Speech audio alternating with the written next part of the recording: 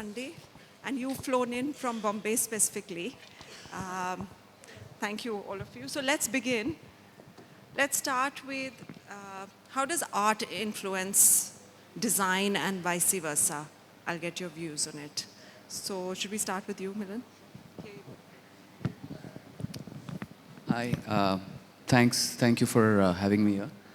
Uh, in my view, art is someone's perspective. It's conceptual, and design is basically the application and the functionality of the artist's view. However, in today's times, pretty fluid, and design could inspire or influence the artist's mind as much as art could influence design. So, Okay. Hello, everyone. My name is Sam. I'm a digital artist based between Berlin and Chennai, and I work with digital mediums like 3D and CGI. I feel that art and design are both two sides of the same coin. So for me, art is the rawest expression of the human experience. It's very unlimited in its expression. It can be anything and everything. And design, on the other hand, is a beautiful application of how we can make things more efficient and functional in everyday human life. So they both complement each other and serve two streams of the same river. So, Anubha, basically, if we, like, taking off from what she said, would functionality then trump aesthetics when it comes to design? Hi, thank you for having us over. See, as I see it, it works both ways. Art and design are intertwined, right? It's like a symphony orchestra where art acts like, the musicians who are in a way trying to put an expressive and a passionate performance together. And design at the other end is a conductor, which is kind of putting this emotive performance in a structure to form a cohesive symphony. Both, in simple words, are intertwined, right? If one is evoking emotion, the other is putting structure in form of refined emotions through functional spaces and narratives, which can then be taken forward on a practical day-to-day basis. Yeah. Coming back to your aesthetics question, I think, see, us, when we are styling spaces, we have to keep in mind whether the balance is there from the point of view, if the design theme is what needs to be taken as the element, the art needs to definitely be in line with the design theme.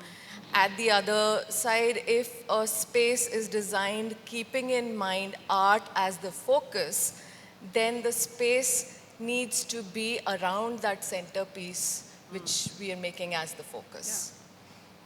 Okay. Now we come to you. Yeah. So do you think functionality then trumps aesthetics? So, hi, thanks for having me here. And I'm Vinita, I'm an architect. So, the previous two presentation was also about, especially Amrita's was about a lot of art into architecture and how, so I'm also going to tell a similar thing, put in a different words. What she said also is very similar. So, functionality is something that's indispensable. So it doesn't trump over anything, but any place to be successful has to have the right function, right circulation, right scale. So that is mandatory. That I would say is hygiene. Above this, what you do to a space, what emotions you create, what personality you bring to that place is through the scale, through the art, through the layering. So art in a way is an emotional aesthetics that talks, that personalizes a space. So a space can look different based, and it also evokes the personality of the user. So that, I think, and of course, both are linked. Both, when done independently, wouldn't really evolve as how it evolves when it is in sync with each other. Design gives a framework, a spatial quality, while art evolves that spatial quality. So if we were to look at, because ladies and gentlemen, all of them are from different backgrounds, as in they're doing different work at the moment. So if we ask you all, how have you, can you give examples of how you've sort of integrated both in your practice, or you've seen something which you feel is a fantastic mix or combination of art and design then? Yeah.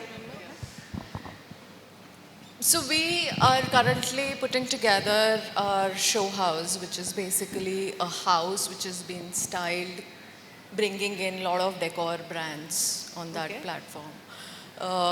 And at any given point in time, the show house will be showcasing about 5 to 6 styling themes. And when you talk of decor or you talk of art, it obviously, has to be balanced and has to be brought together as one space, even though you are depicting about 5 to 6 themes there. Yeah. So suppose if there's a room which has been styled in Japandi theme, the art there has to be in sync with the theme. Whereas when we are styling, a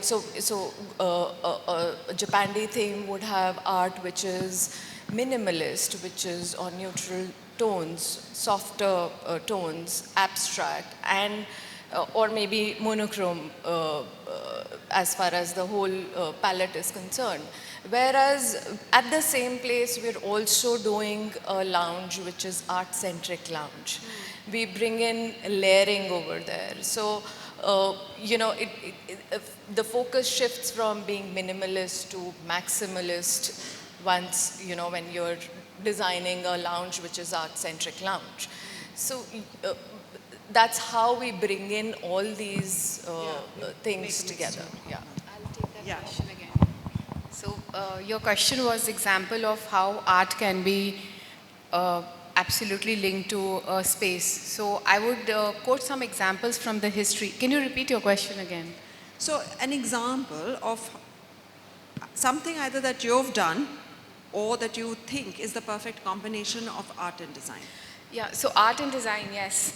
So instead of quoting my own work, I would like to say, give few examples of how art has been always a part of built environment. Yeah. If we look at history, we look at Ajanta Ellora, we look at those caves, we look at the temples, or we look at the monasteries. Yeah. So these are different form of art, like monasteries have a different form of art.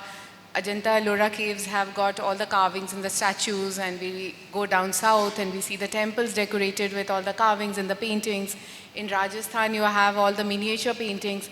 So that's how art and architecture has always been, design has always been integrated. So I'm talking from history, even in today's work, when we design, we clad a wall or even a space that we create. It is centric of how, what the layer on top will come. What would the walls be decorated with, what the floors would look like. So it's all interrelated. It's not independent of each other. All right. Would you like to say something? So I come from the jewelry background, and jewelry so far, in most cases, has never been looked at as an art form in India. It's been more a kind of way to show opulence or wealth. Yeah, it's been more about the materials used rather than the design component. But there is a growing number of designers, brands, or ateliers that have a point of view that stems from their own experiences or their aesthetic or how they've experienced life. And then the design team kind of puts together. See, jewelry is art, craft, engineering, design, everything. It's quite a complex form of putting something together. So, if someone is able to articulate their vision, the design team then puts it together, using all the materials that India has and all the skill, all the goldsmithing skills that India has, and kind of creates a line out of that, which becomes then the DNA of that label or that brand. So in jewelry, this is one way how we kind of bring all these designers and artists together. If we were to talk about an Indian design language, what do you think that would be? So I can take this one. So I think that something that is very interesting, that from all the works I've seen at the art fair as well, a common theme is that a lot of Indian artists draw from their cultural heritage, and we're inspired by our own culture because it's such a vast, diverse, and rich culture. We have so many references to draw from. Yeah. So I think that what we're doing that's really interesting that no one else in the world is doing is that we're taking our cultural heritage and reinterpreting this in a very contemporary, modern, and futuristic way. Yeah. And I think this is what sets Indian creatives apart from the rest of the world. We have this massive encyclopedia of references to draw from and reinterpret in a contemporary way. So staying with you, how do you think advances in Thank you. How do you think advances in technology are, impacting this art field and the design community? So as a digital artist, I work heavily with technology. I Yeah. work with 3D, CGI, and now AI. Yeah. So for me, there's a lot of controversy with AI because people see it as a threat to genuine creativity, and also there is copyright issues. But I think all these tools are just tools. They're just like a paintbrush or oil pastels or watercolors. They're just an extension of the artist's arm to create the vision that they have in their mind. So you're saying it's aiding your work. It's not really, but I want to ask this question to all of you because when you talk to I want to add to that what she was saying. Go ahead. So, of course, it's a medium. AI today is not taking over designers. It's like we had mediums like for artists, we had paint, we had acrylic, we had other colors. So AI can be used very well as a tool. It does not have emotions, it does not have creativity. It's through information that it gives information. So it can be used as tool. And when you say that how technology can be used and how is it making a difference in art scene and other scene? So what I experience is how we present art has become different. How we see now this experiencing art in an immersive way is something that technology has done. So even when we are seeing the immersive art as well as the experiences with AI, like when you walk on a floor, it's actually water and the water is rippling, or you touch something and that something moves, and it's art. So even your hand action, so how AI and technology can be integrated and you can get an art experience. So that's something that I see as technology being used in art and design. So Milind, what would you say in jewelry? What is the role of AI? So not only AI, but technology in general in jewelry is clearly an enabler, right? It allows, for example, CAD, computer-aided design, allows the designer to now visualize their design from all perspectives, from all views. 3D printing obviously allows construction of that piece to actually understand the physicality of it. So we are now able to achieve precision and details in jewelry manufacturing and design that was so far not possible. But do you think that it's being made, like it's being forecasted, that this is what does it kill creativity? Does it No. If you're referring to AI, it's actually, like they mentioned, it's a tool, it's an enabler. CAD or 3D printing, it doesn't. But listen, you can use it for all the right reasons or for questionable reasons, but I think it's something that can contribute heavily. I think in a lot of ways it does kill creativity and it enables people to make more things of a substandard quality, but I think that's just how people have always been. And I think it's up to people with genuine creativity and genuinely good ideas to harness the tool and make something exemplary. So, if I may add, I think to sum up all of this, as long as AI or all of these tools are enhancing the creativity, which is the human soul, human creative soul, I think it is doing wonders to the space today. The moment we get on to using it judiciously, I think we are pretty much in a better and an efficient space than what we used to be about 3 decades ago. That's true.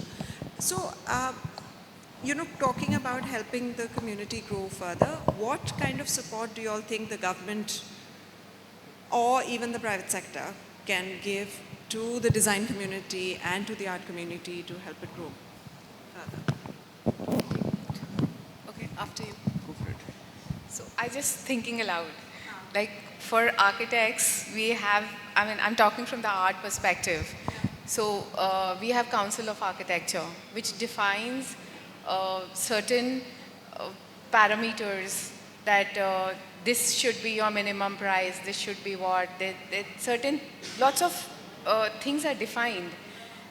If that's defined for artists as well, there's a council that protects them, that's kind of, you become, like you come together as a body and there are parameters and there's a rule and regulation for that. So that gives them a base point to where to then even, of course there's competitiveness, there's everything else, but it regulates from where you start.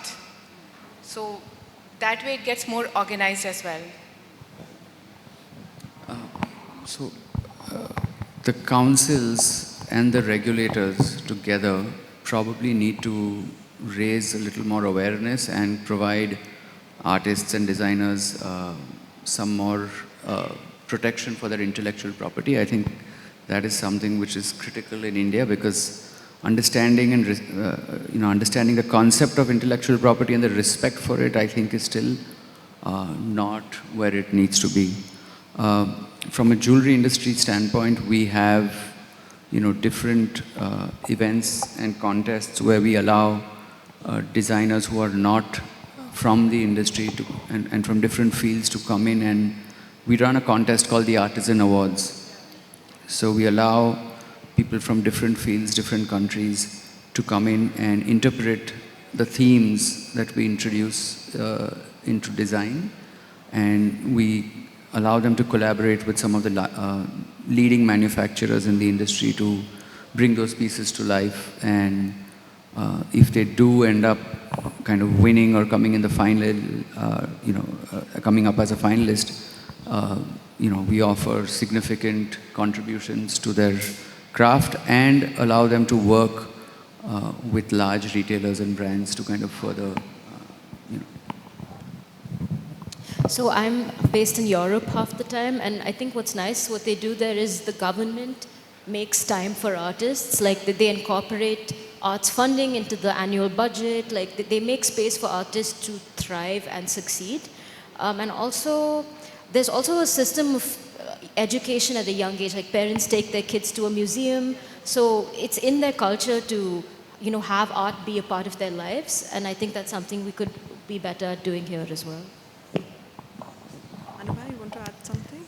So, like she just said, education is one aspect I think government needs to really look into, especially at the ground level. If you move to the rural areas, there's a lot of creativity there as well. Yeah. Need of the hour is to bring that in the forefront.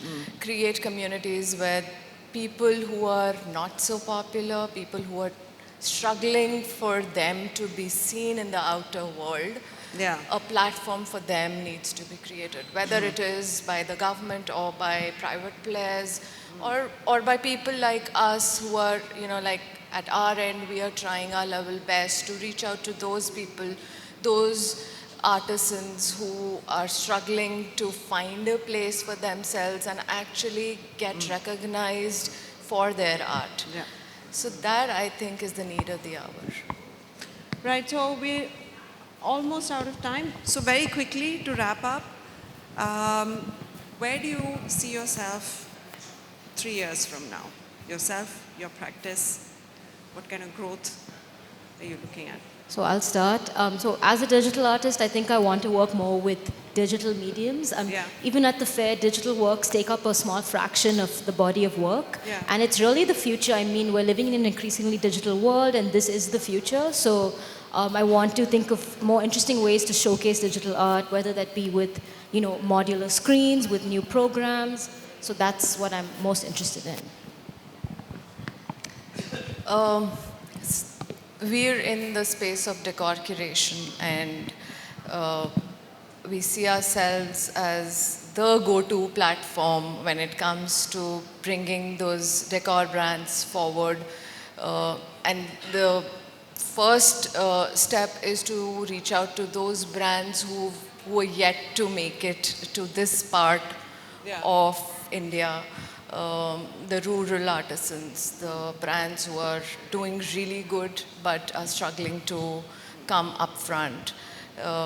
Help them with the tools to create a brand out of them and bring them to this platform and create a kind of a community for them where we work in the B2B space as well as B2C. So that's where we want to be. Wonderful. So 3 years is a short period, I would say, to imagine a lot of things to happen. But yes, in this space where we are, would of course want to make the place better looking, want to shape up the city better. But I would look at how high rises we can incorporate AI and make it more adaptive, more based on climate, how the facade could change and adapt to the changing environment. So something more technologically advanced where it could be AI intelligent, I would say. Yeah. We look forward to that. So as an industry, I think the jewelry industry needs to, it's always been a manufacturing center, India, for brands overseas. I think the industry would do well if over the next 3 to 5 years we are able to provide the right platform and access for manufacturers to create their own design labels and brands which can kind of be available internationally. As a business, we would like to take our interpretation of Indian design and give it a contemporary twist. We're already available internationally, but we would like to take that further. Wonderful. Thank you so much. Thank you so much, panelists. This was lovely. Thank you.